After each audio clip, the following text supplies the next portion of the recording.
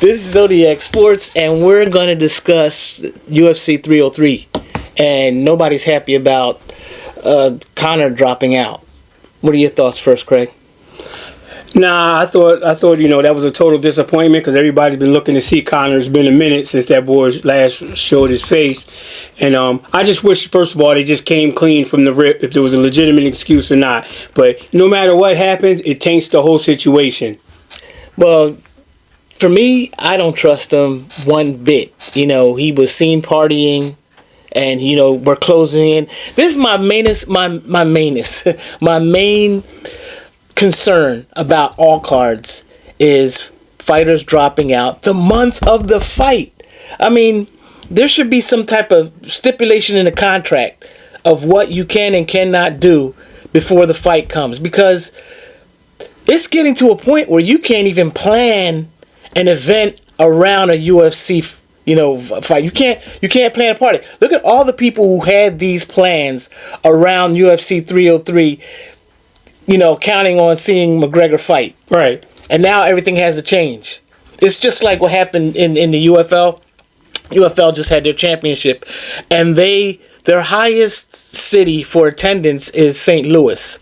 So they thought it would be a good idea if they put the championship in St. Louis. So what happens? St. Louis makes the XFL championship, and when you make the XFL championship, you go on to the league championship to face the USFL champions. Well, the Battlehawks, they had a home game in St. Louis, and they lost.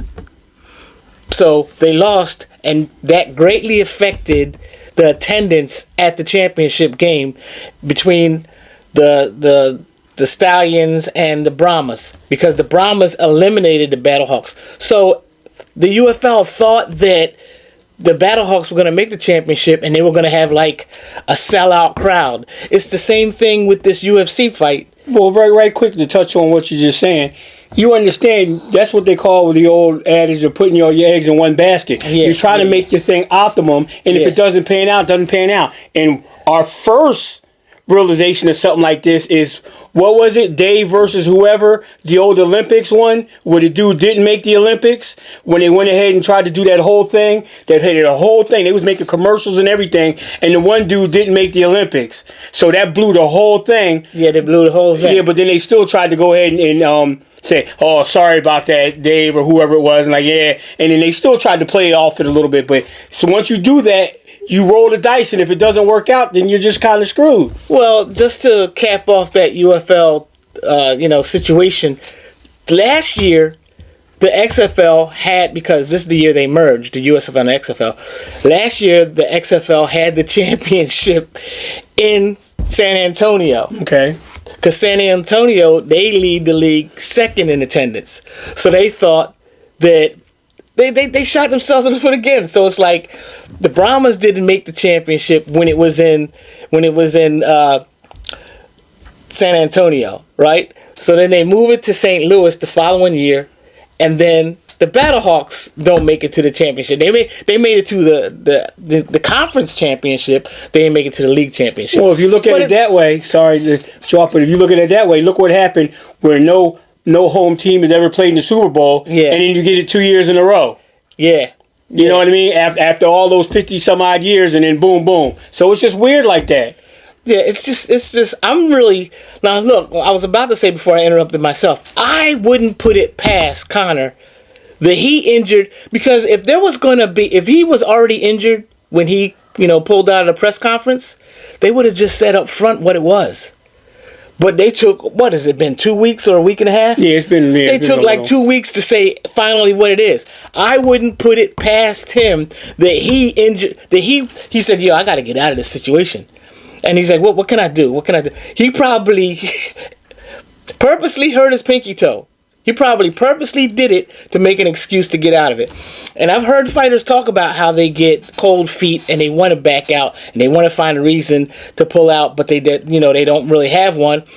Sometimes they'll lie or they'll say they're sick or anything like that. But I swear I wouldn't put it past Conor that he injured himself on purpose. Remember, I won't even mention one of our own friends. One of our own friends had a court date one time and he bruised himself, beat himself up. So when he had his court appearance, You know what I mean?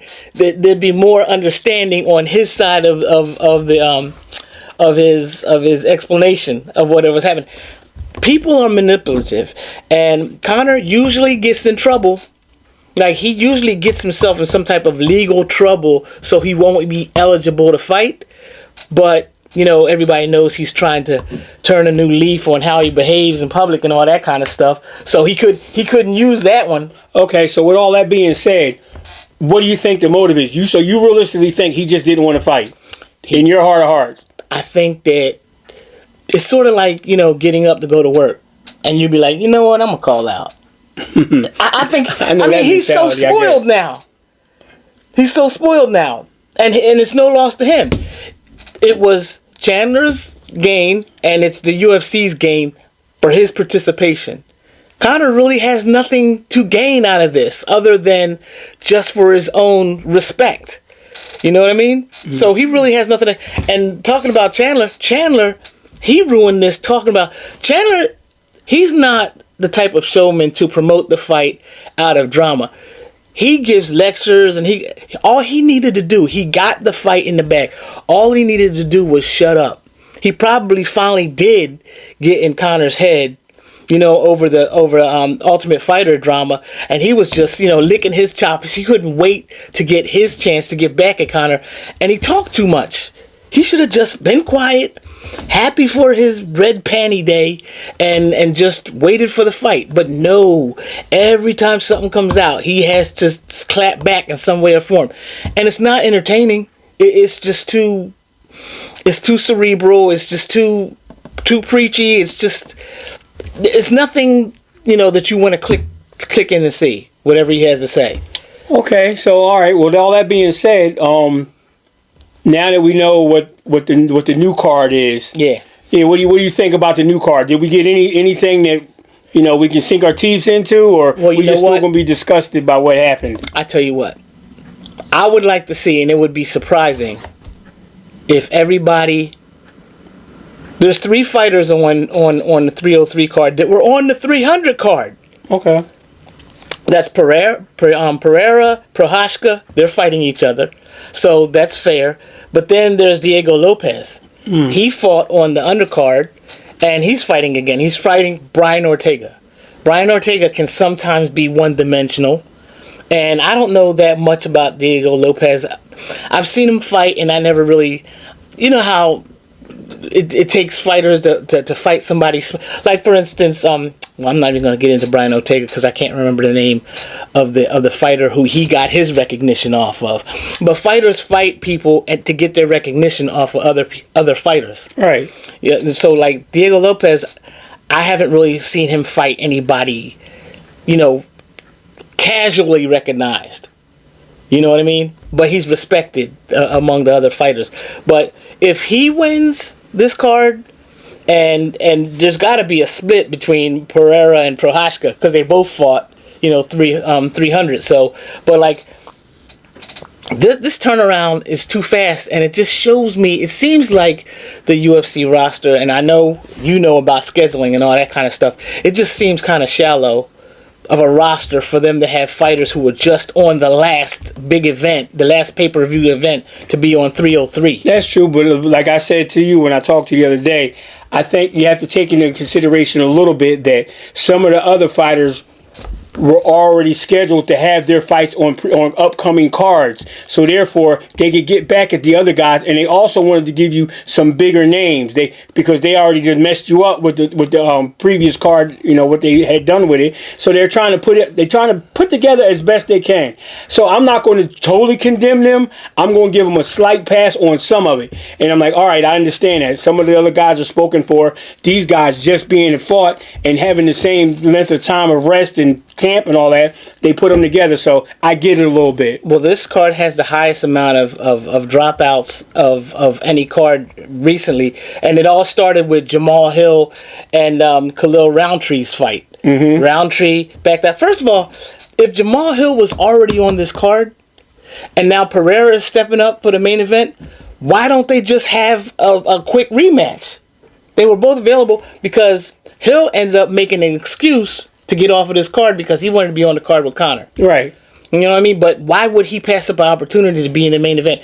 I mean, if Pereira loses, and he loses against Prochazka, because both of those fights would be a rematch for him. Right. It would be a rematch. Prochazka's a rematch. Right, gotcha. But it's just like Pereira could blame Conor for his antics for, because I've never seen a fighter, I never seen this benefit a fighter to come back so quick.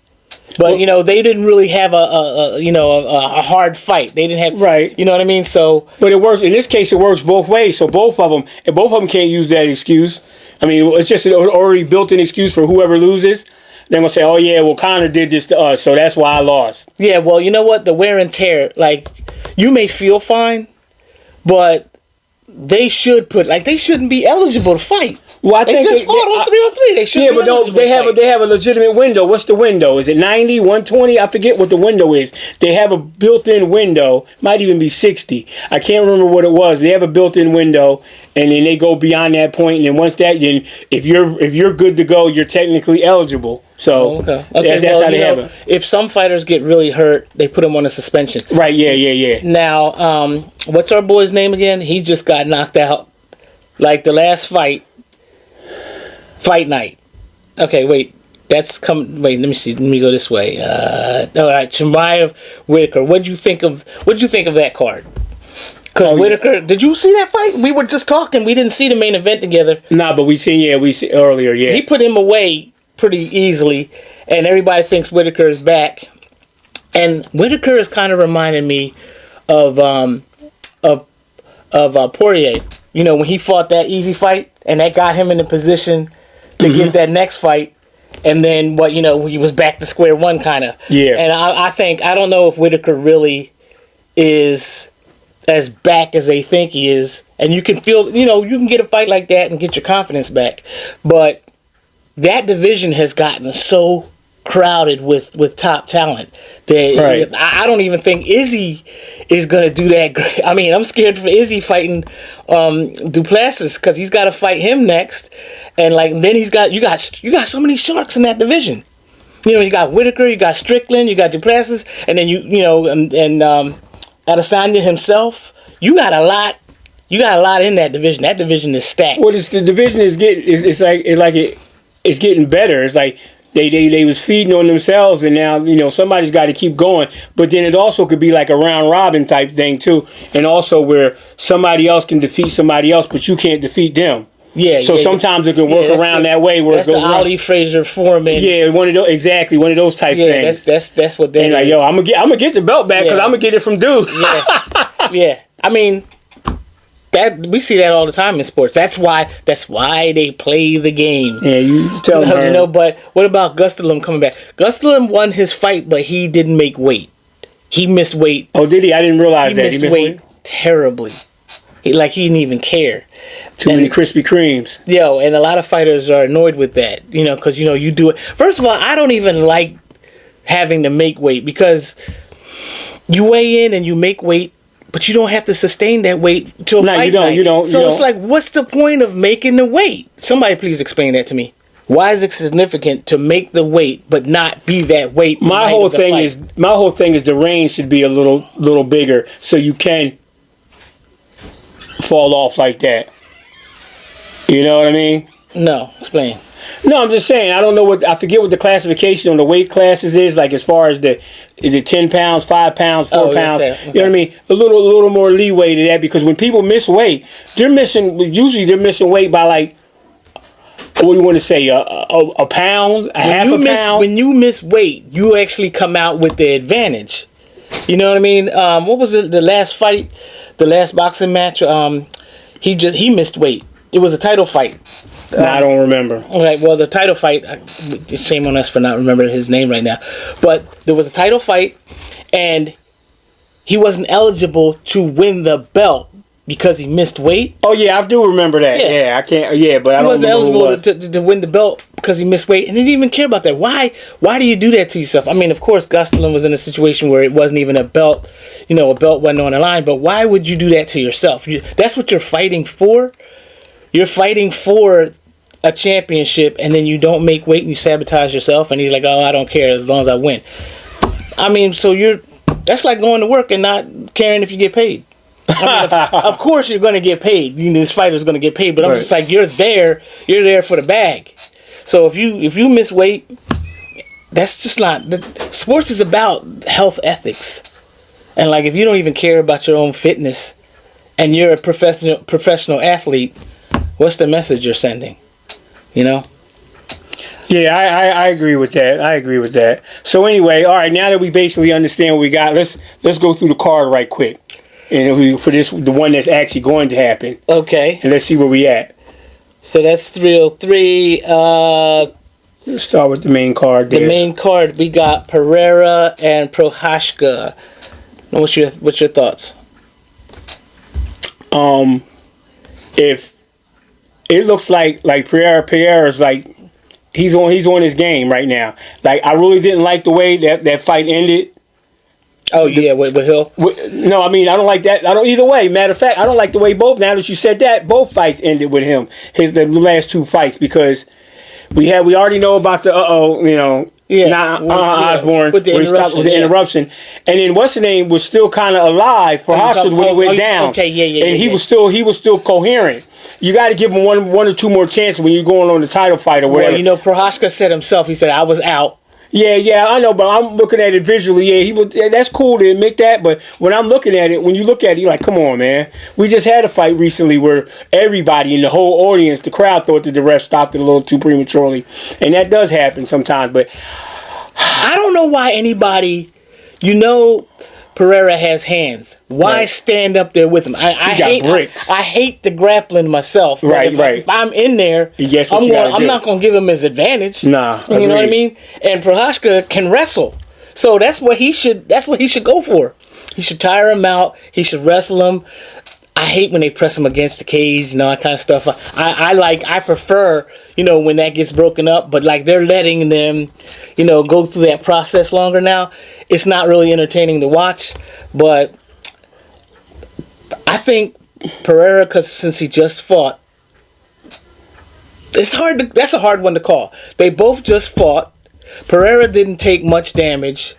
Prochazka took more damage than Pereira, but he didn't take much damage. You see what I'm saying? Right. So, I don't know. I know this. Pereira, he can be knocked out. Yeah, he does have a soft spot. And matter of fact, Prochazka stunned him that fight, their first fight. Yeah, he did. He stunned him. And then he thought he got a little bit too, he almost did the Larry Lett in the end zone. He thought he was on his way, and then he got dropped. You know what I mean? So Yeah, so I'm gonna call it even. Yeah, I'm not saying this is gonna be a draw. I know what you mean. I'm saying that I'm rooting for Prochazka because me and my client Kevin, we've always been in his corner. So he got his way. He got hurt at one time and yada yada yada. So is that a Prochazka outright? Yeah, outright. Is that outright? All right, what's the code?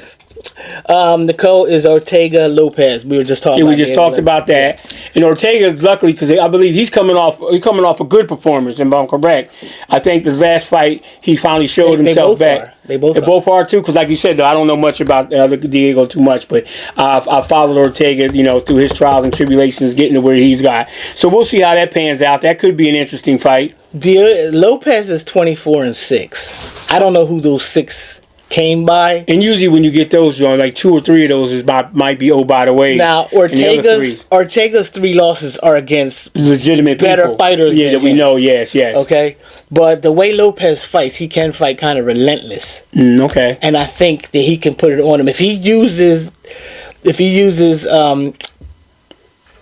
Holloway's game plan. Right. On Ortega, then I think he can. I'm picking Lopez. All right. What else we got? And then, like, for the fight before that is your boy Anthony Smith. Yeah, Anthony Smith, man, he's a person that fights often, and I think look he just came off a good fight too, I believe. He's 38 and 19. Yeah, something like that. He's been around for a minute. I mean, he's got one of those Diaz records. Yeah. You know what I mean? And he's just a name you throw out there. If you get lucky, you get a good fight. If not, it's like, all right, you beat somebody with a name that Anthony Smith. And every time I look at Smith looks like he looks scary. He looks menacing. He looks like he looks better than he fights. That's what I don't like about him. Oh man, which brings me real quick. He's not here, but that's kind of the way I feel about Cannonier. Oh yeah. He very menacing. Yeah, he's very menacing, and then he softens up on you, sometime during the fight. Yeah. Those guys who were, if they, Derek Lewis fits that category too.